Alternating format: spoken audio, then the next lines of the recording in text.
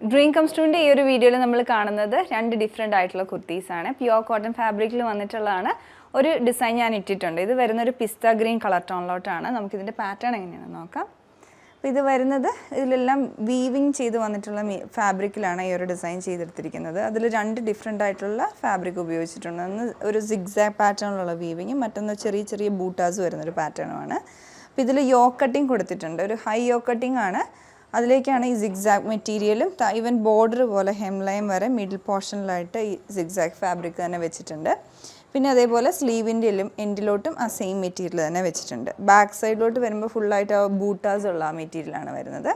ഈ ഒരു കുർത്തിയുടെ റേറ്റ് വരുന്നത് 989 റേഞ്ചിൽ. അപ്പോൾ ഈ ഒരു റേഞ്ചിൽ നല്ല ഭംഗിയുള്ളൊരു കുർത്തിയാണ്. പിന്നെ ഇതിൻ്റെ സൈസസ് നമുക്ക് അവൈലബിൾ ആയിട്ടുള്ള മീഡിയം ടു XXL വരെയാണ്.